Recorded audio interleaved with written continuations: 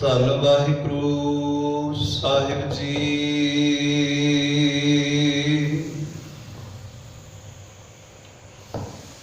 ਡੰਡੌਤ ਬੰਦਨ ਅਨੇਕ ਬਾਰ, ਸਰਬ ਕਲਾ ਸਮਰੱਥ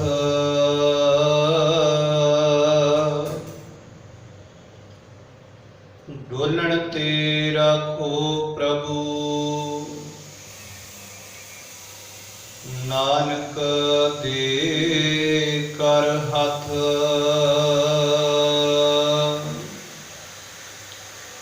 ਸਤਨਾਮ ਵਾਹਿਗੁਰੂ ਸਾਹਿਬ ਜੀ। खत्री को जो कर्म का सूर,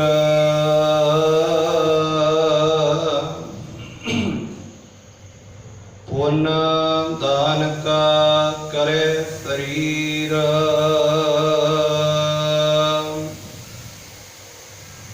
खत्री सो जो कर्म का सूर,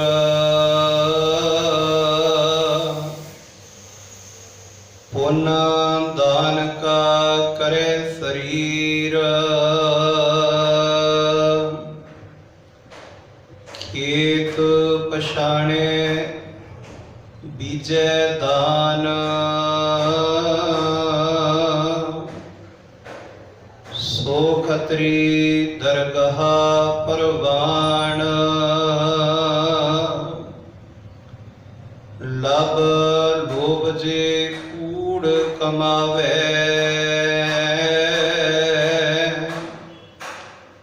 अपना कीता आपे पावे। लाभ लोभ जे कूड़ कमावे,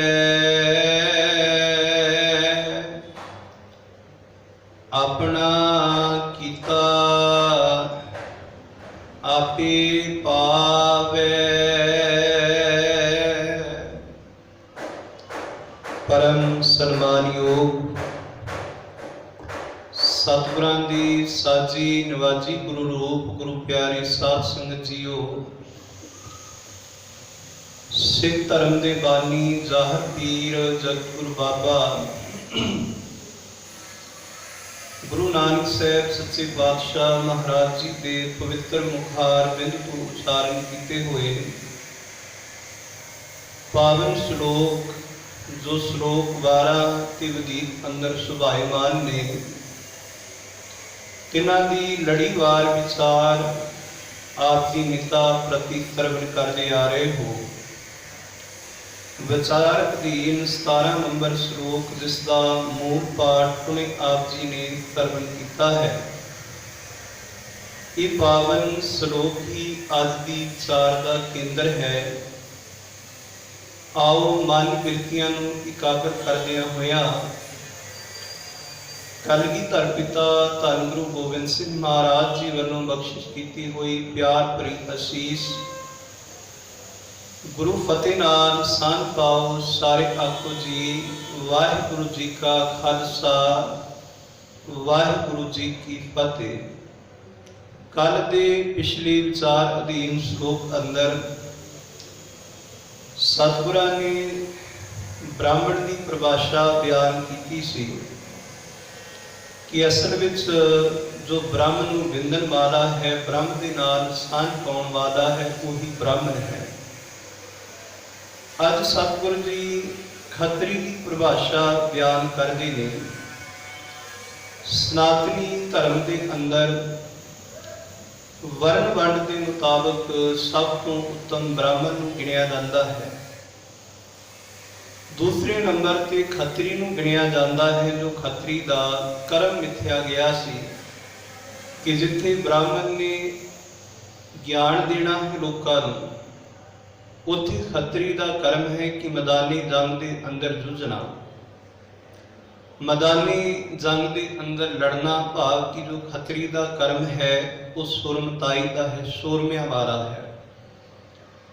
पर सतगुरु सच्चे पातशाह बाणी अंदर आखदे कि भाई वो सूरमा भला है जो बाहर मैदानी जंग के अंदर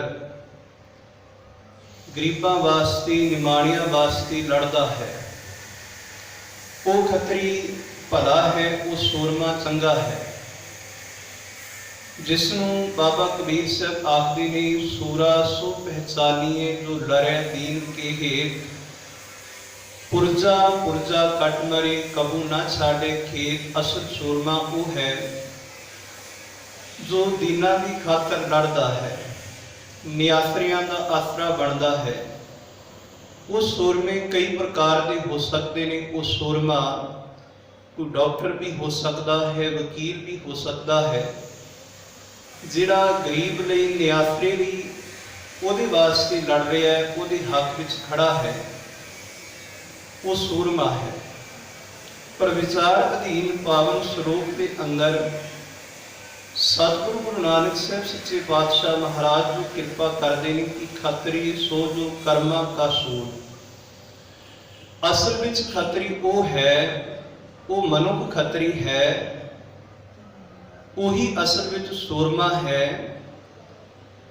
जो अपने अंदर दे कामदायक विकारां दे नाल लड़ना जानता है, कामदायक विकारां ते फतेह पाउणी जानता है, अपने मन नूं जितना जानता है।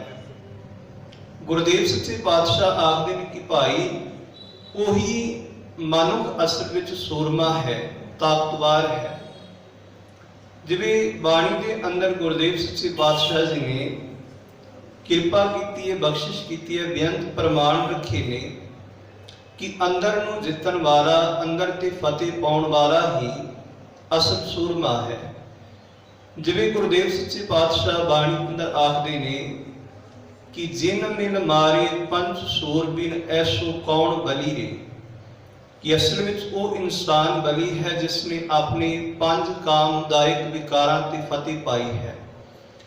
जा हजूर सच्चे पातशाह आखदे ने कि वो असल विच मनुख सूरमा है जिसने अपने अंदर दे अहंकार नूं दित्या है। नानक सो सूरा बरियाम जिन विचों दुष्ट अहंकरण वारिया, कि जिसने अपने अंदर दे अहंकार नूं मार लिया है। क्योंकि ये जिंदगी एक संघर्षमयी है, जीवन एक संघर्ष का नाम है कि इस जिंदगी के अंदर सानू बड़ा संघर्ष करना पैंदा है। अपने जीवन नूं पवित्र निर्मल ते सचियारा बनाउण वास्ते सानू अपनियां बुराइयां दे नाल, अपने अवगुणां दे नाल, अपने विकारां दे नाल सानू अंतर आत्मे जुझना पैंदा है, जिसनूं बाबा कबीर साहब आखदे ने कि गगन दमामा बाजियो परियो निशाने घाओ, खेत जो मांडियो सूरमा अब जुझन को दाओ। कि ये जो जिंदगी मिली है, बाबा कबीर साहब आखदे ने कि एक मौका है जुझण का, एक मौका है कि अपने विकारां ते फतेह पाउण दा।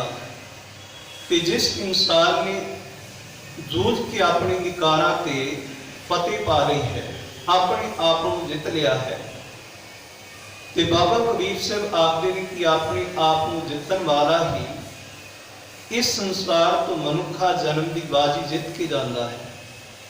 जिसने अपने विकारां नूं जित्या है, जिसने अपने मन नूं जित्या है, असल विच वही मनुखा जन्म नूं संसार तो जित के जाता है। जिवें बाणी के अंदर सी होर भी व्यर्थ शब्द पढ़ने हाँ, जिसके अंदर गुरुदेव सच्चे पातशाह आखदे ने कि भाई ये जिंदगी एक मौका है, इसनूं सफल करना है, अपने विकारां ते फतेह पा के।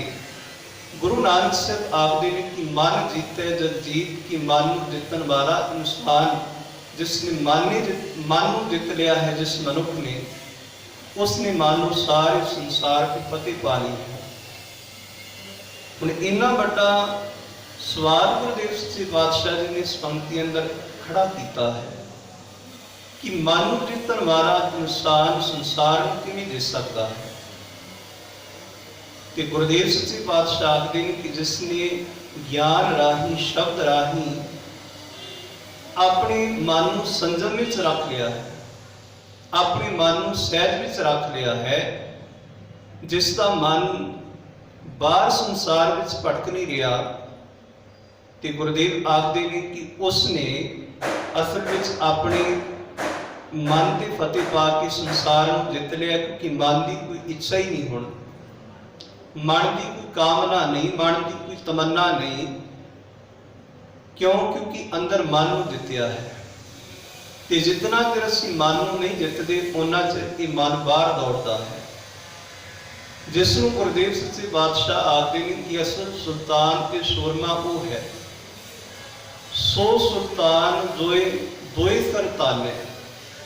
ਸੁਲਤਾਨ ਉਹ ਹੈ ਜਿਸਨੇ ਦੋ ਤੀਰ ਤਾਨੇ ਹੋਏ ਨੇ, ਇੱਕ ਵੈਰਾਗ ਦਾ ਤੀਰ, ਇੱਕ ਗਿਆਨ ਦਾ ਤੀਰ।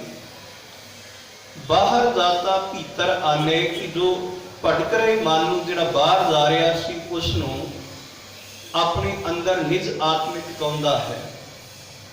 ਗਗਨ ਮੰਡਲ ਮੈਂ ਲਸ਼ਕਰ ਕਰੇ, ਗਗਨ ਮੰਡਲ ਭਾਵ ਕਿ ਆਪਣੇ ਅੰਤਰ ਆਤਮੇ ਜੋ ਜੂਝ ਰਿਹਾ ਹੈ, ਆਪਣੇ ਅੰਤਰ ਆਤਮੇ ਜੋ ਵਿਕਾਰਾਂ ਦੇ ਨਾਲ ਲੜ ਰਿਹਾ ਹੈ, ਸੋ ਸੁਲਤਾਨ ਸ਼ਤਰ ਸਿਰ ਧਰੈ।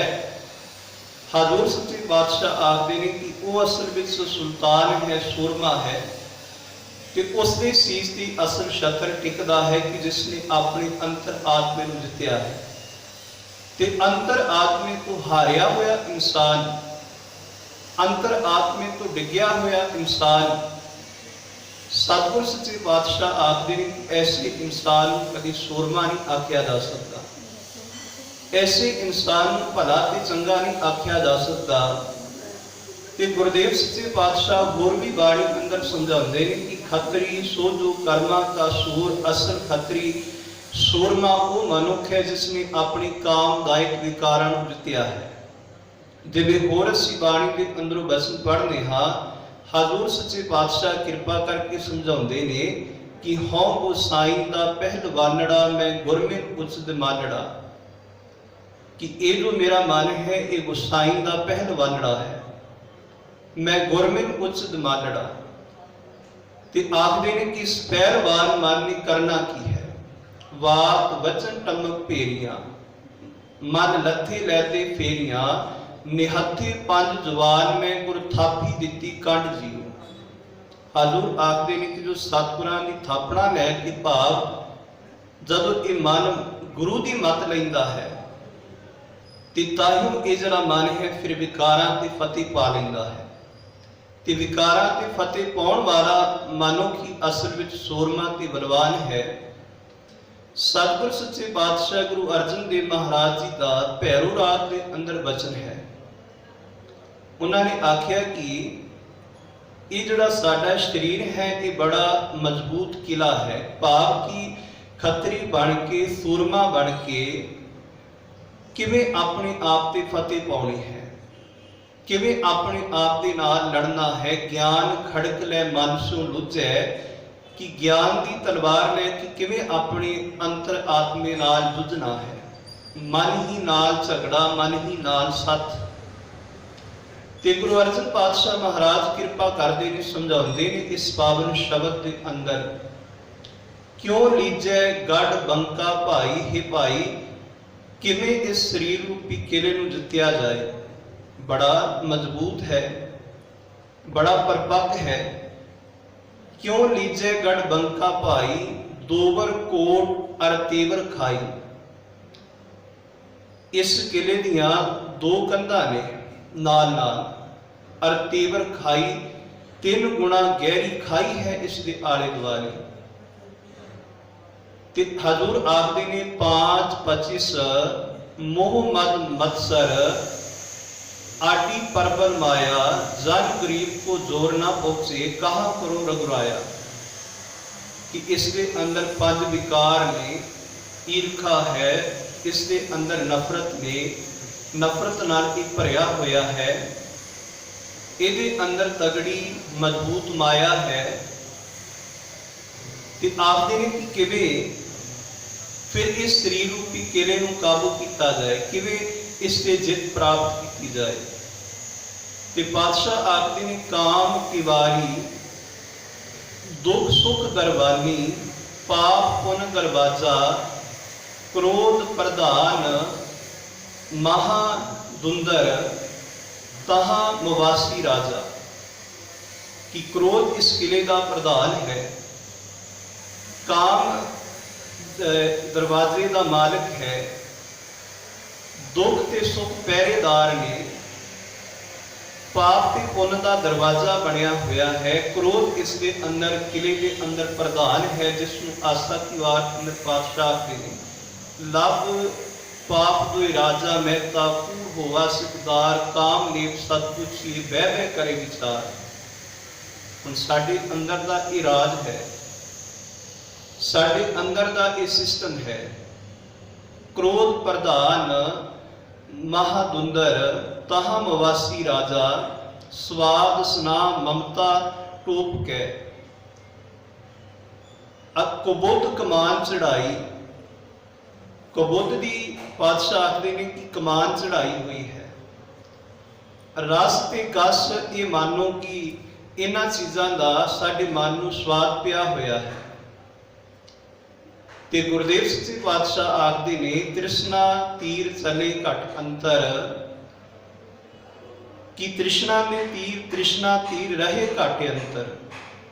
कि अंदर तृष्णा के तीर चल रहे हैं, पर किवें इस शरीर रूपे किले ते फतेह पाई जाए, किवें अपनियां अंदर दियां बुराइयां दे नाल जुझिया जाए। ते पातशाह फिर जवाब देंदे ने, भाई प्रेम पलीता सुरत हवाई गोला ज्ञान चलाया। प्रेम पलीता सुरत हवाई गोला ज्ञान चलाया। कि ज्ञान रूपी गोले दे नाल, समझ रूपी गोले दे नाल इस अंदर दे किले ते फतेह पाई जा सकती है। अंदर दे विकारां नूं, जिस दे अंदर ईर्खा नफरत दुख सुख पाप पुण्य इत्यादि जिहड़े विकार बैठे हुए ने, इन्हां दी फतेह पाई जा सकती है। ब्रह्म अगन सहजे परजाली एक चोट सिजाया। ते पातशाह आखदे ने सत संतोख लै लरनी लागा। तोरे दोए दरवाजे सात संग अर गुर कृपा ते पकड़ियो गढ़ का राजा। कि सत संतोख दे नाल, समझ ते ज्ञान दे नाल अति गुरु कृपा सत संगत विच आके गुरुदेव सच्चे पातशाह आखदे ने कि इस विकारी मन नूं काबू किया जा सकता है। इस विकारी मन ते फतेह पाई जा सकती है। इस मन नूं जित्या जा सकता है। किवें ज्ञान नाल, समझ नाल, शब्द नाल, सत संतोख दे नाल। ते गुरुदेव सच्चे पातशाह आखदे ने खत्री सो जो कर्मा का सूर। वो असल विच खत्री है जो नेक कर्म करता है, भाव कि अपने अंदर दे कामदायक विकारां दे नाल हर समय जूझदा है, अपनियां बुराइयां ते फतेह पाउंदा है, अपने अंदर गुणां दा राज पैदा करता है। सत संतोख दया धर्म, जिसनों भगत रविदास आखदे ने अब मैं खूब वतन गै पाई तू हाँ खैर सदा मेरे भाई। कि इस अवस्था अंदर की हुण सदा खैर है। ते ये खैर वाला जिहड़ा राज है ये प्राप्त हुंदा है जदों असीं अपने कामदायक विकारां ते फतेह पाउंदे हां। ते पातशाह अगे आखदे ने पुण्य दान का करे शरीर। जिसने अपने शरीर नूं भले कर्मां वास्ते वरतिया है, भाव की सेवा वास्ते परोपकार वास्ते जो अपने शरीर नूं वरतदा है। अज कोरोना की महामारी अंदर बड़े ऐसे समाज के अंदर दायरे ने जो सेवा कर रहे हैं, चाहे कोई डॉक्टर है चाहे होर कोई ने, जिहड़े अपनी जान की परवाह ना करदे हुए दूसरिਆਂ की सेवा कर रहे हैं। ते वो भी असल में सूरमे ने। ते पातशाह अगे रहमत करदे ने खेत पछाणे बीजे दान। खेत पछाणे कि जिसने अपने अंदर नूं पहचानिया है, अंदर नूं पहचान के जिसने ਹਿਰਦੇ ਰੂਪੀ ਧਰਤੀ ਦੇ ਅੰਦਰ ਨਾਮ ਦਾ ਬੀਜ ਬੋਇਆ ਹੈ। ਕਬੀਰ ਐਸਾ ਬੀਜ ਬੋਏ 12 ਮਾਸ ਪਲੰਤ, ਸ਼ੀਤਲ ਛਾਇਆ ਗੈਰ ਫਲ ਪੰਖੀ ਖੇਲ ਕਰੰਤ। ਪਾਤਸ਼ਾਹ ਆਖਦੇ ਨੇ ਮਨ ਹਾਲੀ ਕਿਰਸਾਨੀ ਕਰਨੀ, ਸਰਮ ਪਾਣੀ ਤਨ ਖੇਤ, ਨਾਮ ਬੀਜ ਸੰਤੋਖ ਸੁਹਾਗਾ, ਰੱਖ ਗਰੀਬੀ ਵੇਸ। ਪਾਤਸ਼ਾਹ ਆਖਦੇ ਨੇ ਜੋ ਨਾਮ ਦਾ ਬੀਜ ਅੰਦਰ ਬੋਵਾਂਗੇ ਤੇ ਇਸ ਨੂੰ ਜਿਹੜਾ ਫਲ ਲੱਗੇਗਾ ਉਹ 12 ਮਾਹ ਦਾ ਹੋਵੇਗਾ। ਇਸ ਦੀ ਜਿਹੜੀ ਛਾਂ ਹੋਏਗੀ ਉਹ ਸਦਾ ਵਾਸਤੇ ਹੋਏਗੀ, ਫਲ ਵੀ ਸਦਾ ਵਾਸਤੇ ਹੋਵੇਗਾ। ਫਲ ਕਾਹਦਾ? ਸਤ ਸੰਤੋਖ ਦਇਆ ਧਰਮ, ਛਾਂ ਸ਼ੀਤਲਤਾ ਦੀ। ਤੇ ਪਾਤਸ਼ਾਹ ਅੱਗੇ ਆਖਦੇ ਨੇ ਸੋ ਖੱਤਰੀ ਦਰਗਾਹ ਪ੍ਰਵਾਨ। ਹੈ ਭਾਈ, ਐਸਾ ਜਿਹੜਾ ਖੱਤਰੀ ਹੈ ਉਹ ਦਰਗਾਹ ਵਿੱਚ ਪ੍ਰਵਾਨ ਹੋ ਜਾਂਦਾ ਹੈ। ਖੱਤਰੀ ਉਹ ਨਹੀਂ ਕਿ ਜੋ ਸਤਾ ਵਿੱਚ ਆ ਕੇ, ਤਾਕਤ ਵਿੱਚ ਆ ਕੇ ਨਿਮਾਣਿਆਂ ਤੇ ਗਰੀਬਾਂ ਤੇ ਜ਼ੁਲਮ ਕਰੇ, ਨਹੀਂ। ਉਹ ਅਸਲ ਵਿੱਚ ਖੱਤਰੀ ਹੈ ਜਿਸ ਨੇ ਆਪਣੇ ਕਾਮਦਾਇਕ ਵਿਕਾਰਾਂ ਤੇ ਫਤਿਹ ਪਾ ਲਈ ਹੈ, ਜਿਸ ਨੇ ਆਪਣੇ ਸਰੀਰ ਨੂੰ ਭਲੇ ਵਾਸਤੇ ਵਰਤਿਆ ਹੈ, ਜਿਸ ਨੇ ਆਪਣੇ ਅੰਦਰ ਨਾਮ ਦਾ ਬੀਜ ਬੋਇਆ ਹੈ। ਤੇ ਐਸਾ ਖੱਤਰੀ ਪ੍ਰਭੂ ਦੀ ਦਰਗਾਹ ਵਿੱਚ ਪ੍ਰਵਾਨ ਹੋ ਜਾਂਦਾ ਹੈ। ਤੇ ਪਾਤਸ਼ਾਹ ਆਖਦੇ ਨੇ ਲੱਭ ਲੋਭ ਜੇ ਕੂੜ ਕਮਾਵੇ, ਪਰ ਜੇ ਭਲੇ ਕਰਮ ਛੱਡ ਕੇ ਕਾਮਦਾਇਕ ਵਿਕਾਰਾਂ ਦੇ ਨਾਲ ਜੁਝਣਾ ਛੱਡ ਕੇ, ਪਾਤਸ਼ਾਹ ਆਖਦੇ ਨੇ ਕਿ ਜੇ ਲੱਭ ਲੋਭ, ਲੱਭ ਦਾ ਅਰਥ ਹੈ ਚਸਕੀ, ਲੋਭ ਦਾ ਅਰਥ ਹੈ ਲਾਲਚ, ਜੇ ਕੂੜ ਕਮਾਵੇ, ਜੇ ਇਨਸਾਨ ਕੂੜ ਨੂੰ, ਝੂਠ ਨੂੰ ਜ਼ਿੰਦਗੀ ਅੰਦਰ ਕਮਾ ਰਿਹਾ ਹੈ, ਤੇ ਪਾਤਸ਼ਾਹ ਆਖਦੇ ਨੇ ਕਿ ਇਹਨਾਂ ਚੀਜ਼ਾਂ ਦਾ ਫਲ ਵੀ ਮਾੜਾ ਹੁੰਦਾ ਹੈ। ਖੇਤ ਸਰੀਰ ਜੋ ਬੀਜੀਐ ਸੋ ਅੰਤ ਖਲੋਆ ਆਏ। ਵਿਕਾਰਾਂ ਦਾ ਜਿਹੜਾ ਫਲ ਹੈ ਉਹ ਮਾੜਾ ਹੁੰਦਾ ਹੈ, ਦੁਖਦਾਈ ਹੁੰਦਾ ਹੈ। ਇਸ ਕਰਕੇ ਗੁਰਦੇਵ ਸੱਚੇ ਪਾਤਸ਼ਾਹ ਵਾਰ-ਵਾਰ ਸਾਨੂੰ ਬਾਣੀ ਦੇ ਅੰਦਰ ਸੁਚੇਤ ਕਰ ਰਹੇ ਨੇ ਕਿ ਦੱਤੇ ਦੋਸ਼ ਨਾ ਦੇਹੋ ਕਿਸੇ, ਦੋਸ਼ ਕਰਮਾ ਆਪਣਿਆ। ਜੋ ਮੈਂ ਕੀਆ ਸੋ ਮੈਂ ਪਾਇਆ, ਦੋਸ਼ ਨਾ ਦੀਜੇ ਅਵਰ ਜਨਾ। ਹੀ ਭਾਈ, ਜੇ ਮੇਰੇ ਮਾੜੇ ਕਰਮ ਨੇ ਤੇ ਸਜ਼ਾ ਵੀ ਮੈਨੂੰ ਮਿਲੇਗੀ। ਜੇ ਮੇਰੇ ਅੰਦਰ ਲੱਭ ਲੋਭ ਹੰਕਾਰ ਹੈ ਤੇ ਉਹਨਾਂ ਚੀਜ਼ਾਂ ਦੀ ਸਜ਼ਾ ਵੀ ਮੇਰੇ ਅੰਦਰ ਨੂੰ ਮਿਲੇਗੀ। ਪਰ ਜੇ ਲੱਭ ਲੋਭ ਹੰਕਾਰ ਦੀ ਥਾਂ ਮੇਰੇ ਅੰਦਰ ਸ਼ੁਭ ਗੁਣ ਨੇ ਤੇ ਉਹਨਾਂ ਸ਼ੁਭ ਗੁਣਾਂ ਦਾ ਜਿਹੜਾ ਸੁੱਖ ਹੈ, ਆਨੰਦ ਹੈ, ਉਹ ਵੀ ਮੇਰੇ ਅੰਦਰ ਨੂੰ ਪ੍ਰਾਪਤ ਹੋਵੇਗਾ। ਇਸ ਕਰਕੇ ਗੁਰਦੇਵ ਸੱਚੇ ਪਾਤਸ਼ਾਹ ਆਖਦੇ ਨੇ ਕਿ ਜਿਹੜਾ ਲੱਭ ਹੈ ਇਹ ਤੇ ਮਨੁੱਖ ਦੀ ਜ਼ਿੰਦਗੀ ਵਾਸਤੇ ਇੱਕ ਬੰਦੀਖਾਨਾ ਹੈ। ਤੇ ਜਿਤਨੇ ਸਾਡੇ ਅਵਗੁਣ ਨੇ, ਗੁਰਦੇਵ ਸੱਚੇ ਪਾਤਸ਼ਾਹ ਆਖਦੇ ਨੇ ਇਹ ਅਵਗੁਣ ਸਾਡੇ ਪੈਰਾਂ ਦੀਆਂ ਬੇੜੀਆਂ ਨੇ, ਬੇੜੀਆਂ ਪਈਆਂ ਹੋਈਆਂ ਨੇ।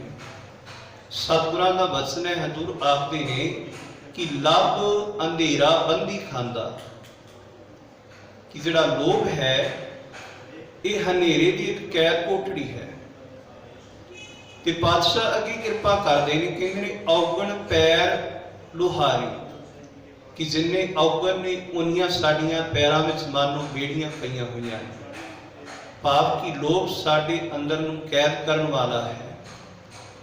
ਔਗਣ ਸਾਡੇ ਪੈਰਾਂ ਵਿੱਚ ਬੇੜੀਆਂ ਨੇ ਜਿਨ੍ਹਾਂ ਦੇ ਨਾਲ ਅਸੀਂ ਆਨੰਦਮਈ ਸੁਖਮਈ ਜੀਵਨ ਬਤੀਤ ਨਹੀਂ ਕਰ ਸਕਦੇ। ਜਿਹੜਾ ਕੈਦ ਦੇ ਅੰਦਰ ਹੈ, ਜਿਸ ਨੂੰ ਬੇੜੀਆਂ ਪਈਆਂ ਹੋਈਆਂ ਨੇ, ਉਸ ਦੀ ਜ਼ਿੰਦਗੀ ਅੰਦਰ ਸੁੱਖ ਨਹੀਂ, ਆਨੰਦ ਨਹੀਂ, ਕਿਉਂਕਿ ਬੱਝਾ ਹੋਇਆ ਹੈ। ਹੁਣ ਪਾਤਸ਼ਾਹ ਕਹਿੰਦੇ ਨੇ ਸੁਰਤ ਵੀ ਇੱਕ ਕੈਦਖਾਨੇ ਅੰਦਰ ਹੈ, ਸੁਰਤ ਨੂੰ ਵੀ ਬੇੜੀਆਂ ਪਈਆਂ ਹੋਈਆਂ ਨੇ। ਪਰ ਇਹ ਬੇੜੀਆਂ ਕਿਸੇ ਨੇ ਨਹੀਂ ਪਾਈਆਂ, ਇਹ ਬੇੜੀਆਂ ਖੁਦ ਸਾਡੇ ਮਾੜੇ ਕਰਮਾਂ ਨੇ ਸਾਨੂੰ ਪਾਈਆਂ। ਜਿਹੜੇ ਵੀ ਮਾੜੇ ਕਰਮ ਨੇ, ਉਹ ਮਾੜੇ ਕਰਮ ਹੀ ਸਾਡੇ ਆਤਮਿਕ ਜੀਵਨ ਦੇ ਬੰਧਨ ਨੇ। ਇਸ ਕਰਕੇ ਗੁਰਦੇਵ ਆਖਦੇ ਨੇ ਲੱਭ ਲੋਭ ਜੇ ਕੂੜ ਕਮਾਵੇ, ਆਪਣਾ ਕੀਤਾ ਆਪੇ ਪਾਵੇ। ਤੇ ਆਪਣਾ ਕੀਤਾ ਹੋਇਆ ਕਰਮ, ਉਸ ਕਰਮ ਦਾ ਜਿਹੜਾ ਫਲ ਹੈ ਉਹ ਮਨੁੱਖ ਆਪ ਫਿਰ ਪ੍ਰਾਪਤ ਕਰਦਾ ਹੈ। ਜੇ ਹਾ ਬੀਜੈ ਸੋ ਲੂਣੇ, ਕਰਮਾ ਸਿੰਗੜਾ ਖੇਤ, कि ਜਿਹੋ ਜਿਹਾ ਅਸੀਂ ਬੀਜਨੇ ਹਾਂ ਫਿਰ ਉਹੋ ਜਿਹਾ ਵੱਢਨੇ ਹਾਂ। ਤੇ ਪਾਤਸ਼ਾਹ ਆਖਦੇ ਨੇ ਮਨੁੱਖ ਦੀ ਇਹ ਬਿਰਤੀ ਹੈ, ਫਿਤਰਤ ਹੈ ਕਿ ਬੀਜੈ ਬਿਖ ਮੰਗੈ ਅੰਮ੍ਰਿਤ ਵੇਖੋ ਇਹ ਨਿਆਓ, ਕਿ ਬੀਜਦਾ ਬਿਖ ਹੈ ਪਰ ਆਸ ਕੀ ਅੰਮ੍ਰਿਤ ਦੀ ਕਰਦਾ ਹੈ ਕਿ ਅੰਮ੍ਰਿਤ ਮਿਲ ਜਾਏ। ਪਰ ਪਾਤਸ਼ਾਹ ਆਖਦੇ ਨੇ ਕਿ ਜ਼ਹਿਰ ਬੀਜ ਕੇ ਕਦੀ ਅੰਮ੍ਰਿਤ ਦਾ ਫਲ ਪ੍ਰਾਪਤ ਨਹੀਂ ਹੁੰਦਾ।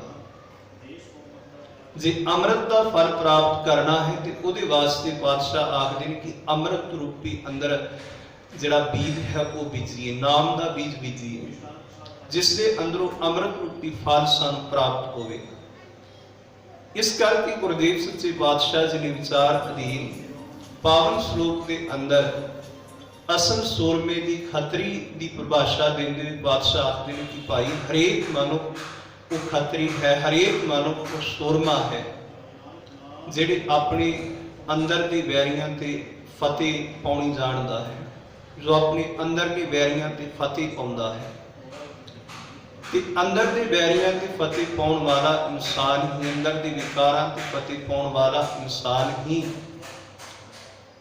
ਉਹ ਬਾਹਰ ਦਾ ਸੂਰਮਾ ਬਣ ਕੇ ਗਰੀਬਾਂ ਦੇ ਹੱਕ ਵਿੱਚ ਖੜ ਸਕਦਾ ਹੈ, ਨਿਮਾਣਿਆਂ ਦੇ ਹੱਕਾਂ ਲਈ ਜੁੱਝ ਸਕਦਾ ਹੈ ਕਿ ਜਿਸ ਨੇ ਪਹਿਲਾਂ ਆਪਣੇ ਅੰਦਰ ਨੂੰ ਫਤਿਹ ਕੀਤਾ। ਇਸ ਕਰਕੇ ਗੁਰਦੇਵ ਸੱਚੇ ਪਾਤਸ਼ਾਹ ਜੀ ਨੇ ਸੂਰਮੇ ਦੀ ਜਿਹੜੀ ਅਰੰਭਤਾ ਹੈ ਉਹ ਅੰਤਰ ਆਤਮਿਕ ਸਤਿਗੁਰਾਂ ਨੇ ਬਿਆਨ ਕੀਤੀ ਹੈ।